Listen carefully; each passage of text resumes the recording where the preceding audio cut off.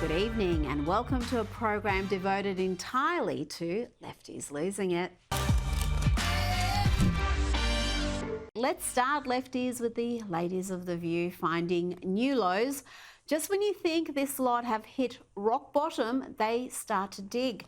Listen to this disgusting slur from race baiter Sonny Huston against a wife and mother, Brittany Mahomes, the wife of arguably the NFL's best player, Patrick Mahomes. She's now being accused of not caring enough for her interracial family because she liked a Trump post on Instagram. That this swift effect will speak to more women about the true character of Donald Trump and will turn them away. But to your initial point, I know you said we weren't going to talk about it, but I was. It just seems to me that since she is in an interracial marriage, she should have known that to support a racist is problematic. Her children are biracial. These people are demented with hate. Now, let's check in with the woman they see as their saviour. Kamala Harris was with Oprah for a loving, the softest of softball interviews you'll ever see, and she still managed to screw it up. I promise to inflict only 1 minute of this calamity on you, and watch this carefully. You can see Oprah dying inside as she listens to his incoherent gobbledygook. It's kind of beautiful, actually. Americans, by character, are people who have dreams and ambitions and aspirations. We believe in what is possible. We believe in what can be. And we believe in fighting for that. That's how we came into being, because the people before us understood that one of the greatest expressions for the love of our country, one of the greatest expressions of patriotism, is to fight for the ideals of who we are, which includes freedom to make decisions about your own body, freedom to be safe from gun violence, freedom to have access to the ballot box, freedom to be who you are and just be, to love who you love openly and with pride, freedom to just be. And that's who we are. We believe in all that. Dear me, did you see the moment there when the realisation dawned on Oprah that by giving Kamala this platform, she'd made a terrible mistake, that she was actually helping the Trump camp? Yeah, that was a good moment.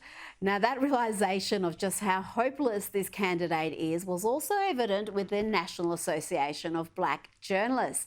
You remember the vicious way they treated Donald Trump a few weeks ago when he attended the conference. You've attacked black journalists, calling them a loser, saying the questions that they ask are, quote, stupid and racist. You've had dinner with a white supremacist at your Mar-a-Lago resort. So my question, sir, now that you are asking black supporters to vote for you, why should black voters trust you after you have used language like that? Well, first of all, I don't think I've ever been asked a question in such a horrible manner. First question. You don't even say, hello, how are you? Are you with ABC? Because I think they're a fake news network, a terrible network. I still cannot believe he had the crowd on his side at that conference. I did not see that one coming. But compare how that same association questioned Kamala a few days ago. I'd like to ask you more about the opportunity economy. Housing is part of it, as well as expanding the earned income tax credit, financial support, as you mentioned. Yes, with Kamala, it was a loving, not hostile, not combative, not spewing lies and slurs. But the Vice President struggled anyway. Just look at the journalists' reaction when she left the stage. They knew. They knew.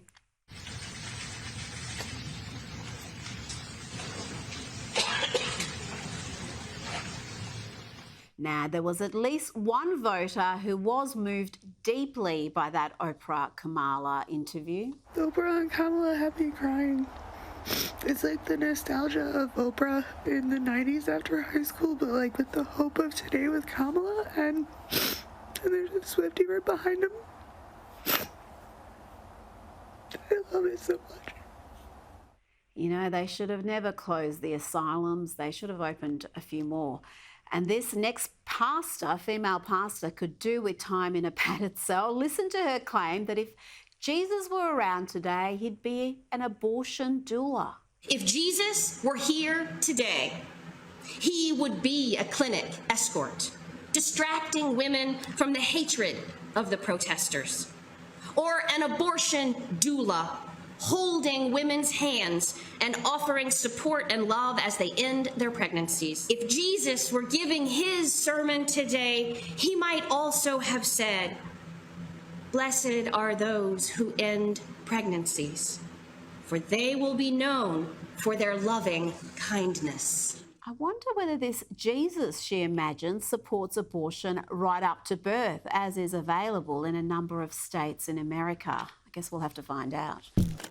Check out this young man who reminds me a little of Alex Stein. Here he dresses up as Donald Trump and does God's work. That's trolling anti-Israeli activists. Alex Stein will live forever! When people are occupied, resistance is justified! There we go. From the river to the sea. Unbelievable. Unbelievable. Up with liberation. Up with liberation. Remember angry little doom goblin Greta Thunberg? Well, she appears to have lost interest in being a full-time climate cultist. Now her main objective is to be a keffiyeh-wearing anti-Israel troll. Let's listen to her chant stupid stuff written on her phone. Show me what the people looks like. Show me what power looks like. Show me what democracy looks like. Show me what democracy looks like. Show me what the people looks like. Show me what power looks like. Talking about power, for a global warming alarmist, there is a lot of fossil fuels in use right there, from the phone to the megaphone to the diesel generator on the back of that ute. Let's see if Greta can weave in some climate alarmism into her chants. One struggle, one fight, climate justice, human rights.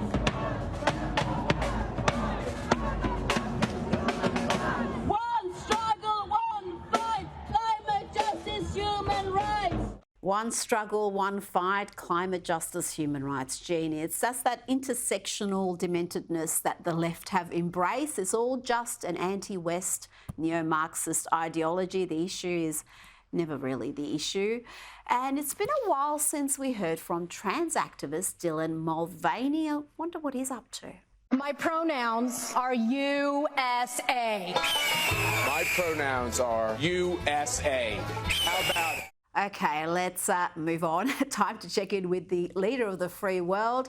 Here is President Joe Biden struggling at the Quad address this week. There were only 3 other leaders on stage with him, and he still didn't know who to introduce or what was going to happen next. This is a little sad. So I want to thank you all for being here.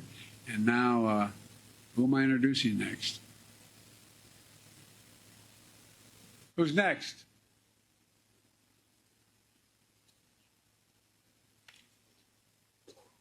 Distinguished guests, the Prime Minister of the Republic of India. Meanwhile, the woman who replaced him as the Democrats' presidential candidate is seeking another debate with Trump, who she seems to think was once vice president. Well, you probably heard I would like another debate, so I'm hoping the former vice president will agree to that.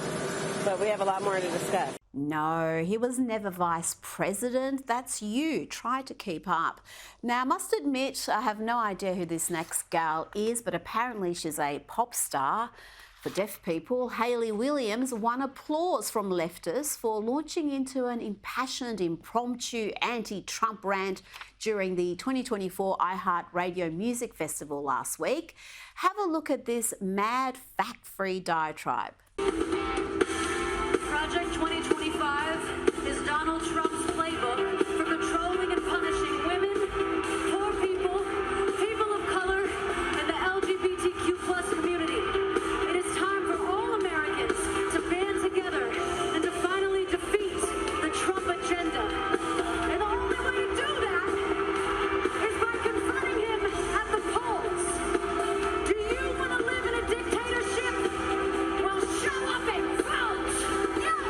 But it turns out the lies she spewed there about Trump and Project 2025 were not impromptu at all. She was reading from a script held up by one of her staff. Gosh, you'd think she could just lie from the heart. This is disappointing. Now to a couple of joyful, tolerant lefties triggered by the question, what is a woman? What is a woman?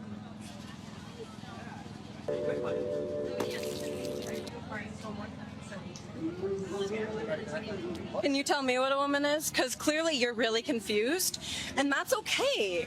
It's okay to be confused. Well, I'm confused. That's why I'm asking. Okay. So if you were to define it, what would it? I'm really sorry for the loss of your brain cells. You can't even define what a woman is, and you're saying I've lost brain cells? You're the one who's asking, idiot. All right. And while we are triggering lefties, here is the astute Jason L. Riley dropping some hard facts about the Obama and Trump eras and black prosperity.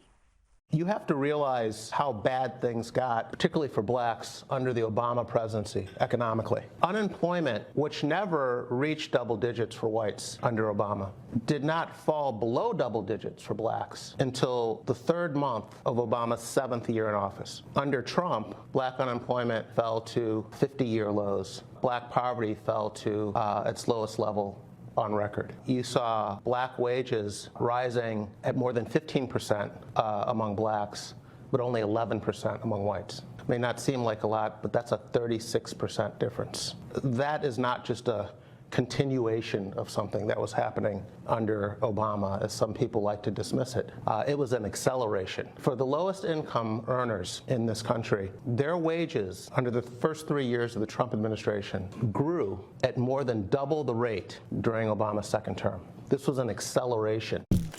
Here is a lefty well and truly losing it, claiming that telling him you're voting for Donald Trump is among the most dehumanizing things you can do. The narcissism, the entitlement here is off the charts. Oh, I'm not transphobic, but what exactly? You're about to tell me the most dehumanizing thing I've ever heard of you believe about trans people? You're about to tell me you're voting for Trump? You're about to tell me that you don't think trans women should use the women's bathroom? If you need to put a disclaimer and that but, maybe keep that thought to yourself. Maybe let's try and think of another thought. Fake nails and teal eyeshadow don't make you a woman. XX chromosomes do. I don't write the rules. Talking about entitled and narcissistic, check out this British lady having an almighty meltdown because a polite driver called her Miss. You see, she doesn't identify as Miss. I'm telling you, it's a frigging problem. And I'm saying to you, thank you, miss. And then all of a sudden you start to be angry. Why would you say thank you, miss? I don't. Because I'm trying to be polite. But how do you know I identify it as a miss? I might be a miss. Identify it? I might be something else. I don't know what. I'm not asking for identification ID. I'm just saying thank you, Well, miss. I think it was disrespectful. How is it disrespectful? Because you don't know me. I've literally just got in your cab. Yeah, and you said nice car, and then I say thank you, miss. 5 minutes. Okay. And you call me miss when it's not your place, is it? You're not family. You're not a friend. But I'm trying to be polite, saying thank you, miss. Well, I don't think that's polite. I think that's disrespectful. Disrespectful to what? To me. How is it disrespectful for you? How do you know I identify as anything? What do you mean, identify? You know, like gender. Gender? Yeah. What do you mean by gender? I might be a they. A they? You know, you're that. You're a woman. You're a woman over here. I can see you're my eyes. Right, okay. Okay. So that makes it okay. Okay for what? You're giving me complimenting, so and then I give you thanking. If I would say to you, thank you, mister, do you think that's all right? You don't think that sounds disrespectful? Usually people in England using English, they say sir. So maybe you say sir. I don't know. Mister is okay, but maybe you don't have educations, or maybe you only say mister. So I don't know. Okay. That poor dude isn't paid enough to put up with that craziness. It's so crazy that I'm suspecting it's some sort of a setup, but these people do actually exist. Now, crazy sums up this next clip. Mother, I hate this mother. No, Sam, that's not how I do it. Let me show you how I care of the creature. Rita, let me show you how we take care of the creature. Go, Rita!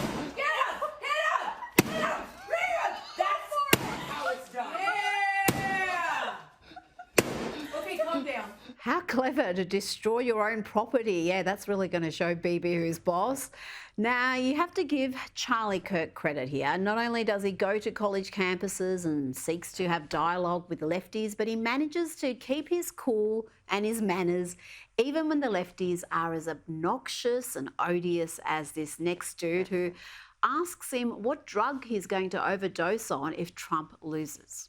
When Kamala wins and when you go into manic spirals, everything you've worked for crumbles around you, what illicit drugs are you going to overdose on? So if Trump wins, what are you going to do to yourself? I don't know, probably move to the Netherlands. I don't want to deal with them. Can you answer the question, though? Snowflake? I hope that Answer the question, Snowflake. I hope Trump wins. Kamala might win. Answer the question, Let me tell you what happens. So let me tell you what happens. If Kamala Harris wins, which she might, unlike you, I will not flee my country. I will go back to work the next day if Kamala Harris wins. And you might be right. Kamala might win. It might be too much. But I'll be able to look my daughter and my son in the eye and say I did everything I possibly could to make sure that this country remained free and prosperous for you guys, and that I gave it all on the line. But Good luck with that, buddy. Kamala sweep! Kamala sweep! See, this is what happens when you don't discipline your children. Imagine hiring that dude one day. Now to a young woman who doesn't need a job. She didn't even need school. She was too busy gallivanting around the world, telling presidents and prime ministers how to run their countries. And now Greta Thunberg is here to tell us why her anti-Israel crusade is linked to climate change. In Palestine and all over the world, the fight against colonialism and corporations' destruction of the planet are intrinsically linked. Look at Chevron. Everyone knows that Chevron is one of the world's biggest climate criminals. But the oil giant is also fueling Israel's genocide in Palestine. As Israel bombs hospitals, homes, and schools in Gaza, Chevron supplies them with energy from 2 Israeli-claimed gas fields in the Mediterranean, making millions in the process. Ending Israel's genocide in Gaza and Israeli apartheid is a climate justice issue. Israel is destroying Palestinian lives, but also destroying Palestinian lands and resources through its warfare and industries that pollute and destroy the environment. We cannot stand by and do nothing. Oh dear, just like her catastrophist global warming nonsense, just about every word she utters there is devoid of sense, facts. But remember, that didn't stop several world leaders from allowing that simpleton's activism and the climate cult to damage their energy security and with it, their economies and the prosperity of their people. And far from destroying the natural environment, Israel plants millions of trees every year. In fact, in 1948, they only had around 2% of the country covered in trees. Now that figure is around 8.5%. You'd think Greta and the Greenies would be happy about that. Now to a young lady who needs Jesus. Like, seriously. I love killing babies. I love it. Jesus will come. We have to give her the word. I've had like 45 abortions and I'm going to keep having them. To Fox News now, and watch here as a lefty Patrick Murphy is trying to push Biden's inflation lies. But there's a fact check coming from host Harris Faulkner, and it's beautiful. So wait a minute, what did you say inflation was when Biden took over? I said inflation was up at high at 9%. It's now down to 3.2%. No. When he took over from Trump, it was 1.4%. Yeah, and there was also there was also I want to make sure because Biden debt, says it was at 9%, and I don't want you to get confused with his debunked. His false talking point. Time to check in with the Veep and her many accents. This is urban Kamala from the block. Brother, we are not going back. We are not going back. We are not going back. We will not go back. This next one, I detect a Hispanic tone. In fact, recently I was in Nevada. I'm in these streets, let me tell you, I'm everywhere.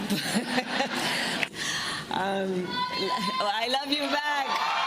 And let's take a trip down memory lane and have a look at the man who gave Kamala her big break, Willie Brown, who was 60 and the powerful Speaker of the California Assembly when he had a romantic relationship with 29-year-old Kamala and appointed her to 2 well-paid state board positions. And the rest, as they say, is history. He's a rogue, all right, notorious for his flamboyant lifestyle.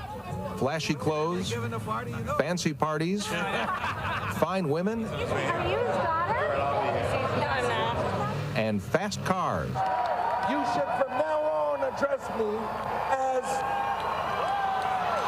the mayor. If ever a man and a municipality were made for each other, it is this man, this place. And I regret to inform you that Kamala Harris has sat down for an interview with a leftist activist masquerading as a journalist. We'll have the top 3 moments from that shortly. But first, the Veep seems determined to produce more content for Trump ads. How long before this appears in the next campaign ad for Donald Trump? We just need to move past the failed policies that we have proven don't work. Not only is she in office now, but the Democrats have been in power for 12 of the past 16 years. But they want to turn the page.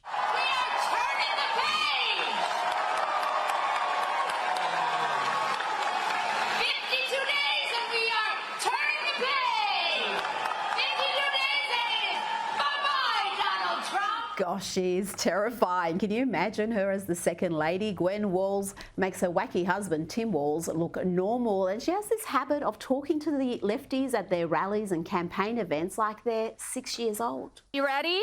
Let's hear it loud and clear like we said. Mr. Trump, Mr. Vance, please mind your own business. Oh, that was excellent. Now, President Joe Biden decided to take a break from his endless beach holiday to sit down with the ladies of The View. And here the hate-filled Whoopi Goldberg host talks about her love for Sleepy Joe and describes Donald Trump as a bug who Biden then crushes. You were my ride or die. I was going wherever you were going, that's what I was doing.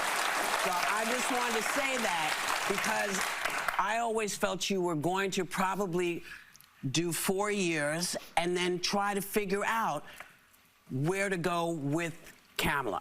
Then he just wouldn't go. He was like a bug. He just kept being there. He was like a bug right there. So you felt...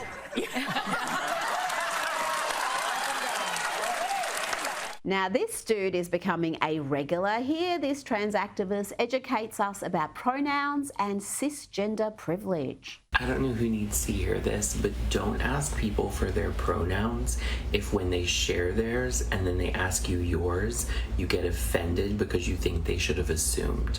That's not allyship. That is you clocking someone and then thinking with your cisgender privilege that they shouldn't have asked you because you're real. So basically, no matter how stupidly woke you are, it's not woke or stupid enough. Try harder. Now, Kamala finally sat down for a major network interview without a chaperone, and guess who she picked for this momentous occasion? The leftiest of lefty hacks she could find on the lunatic MSNBC network. Here is Stephanie Rule on Bill Maher's show saying Kamala shouldn't be obliged to answer questions. Ask Kamala, say, are you for a Palestinian state if Hamas is going to run that state? Okay. Yes or no? And let's say you don't like her answer. Are you going to vote for Donald Trump? No, I'm not. Kamala I just said I'm not going to vote for her. Harris is not running for perfect. She's running against Trump. We have 2 choices. And so there are some things you might not know her answer to. And in 2024, unlike 2016 for a lot of the American people, we know exactly what Trump will do, who he is, and the kind of threat he is to democracy. Yes, she has late-stage TDS. Let's look at some of the highlights, or should that be lowlights, of that interview. Here are Kamala's top 3 moments. This is exciting. The VP has learnt a new word. Here she repeats that word 3 times in 13 seconds. See if you can guess what it is. Looking holistically at the connection between that and housing, and looking holistically at the incentives we in the federal government can create for local and state governments to actually engage in planning in a holistic manner. Here, Kamala attempts to answer a simple question about her economic policies. Does not go well. For those who say these policies aren't for me, what do you say to them? Well, if you are hardworking, if you have the dreams and the ambitions and the aspirations of what I believe you do, you're in my plan. You know, I have to tell you, I really love and am so energized by what I know to be the spirit and character of the American people. We have ambition. We have aspirations. We have dreams. Yes, she loves empty platitudes, and the vacuousness did not end there, and neither did the lies, including this whopper. Polling shows that most likely voters still think Donald Trump is better to handle the economy. Why do you think that is? Well, here's what I know in terms of the facts.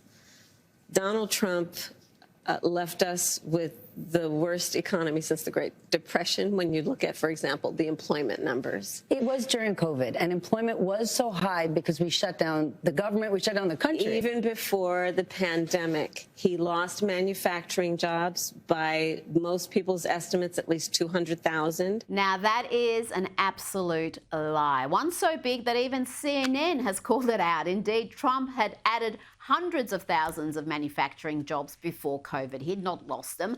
From the beginning of his presidency in January 2017 through February 2020, just before the pandemic crash, 414,000 new manufacturing jobs were created. That's it from me. I'll see you Sunday morning for Outsiders. Good night.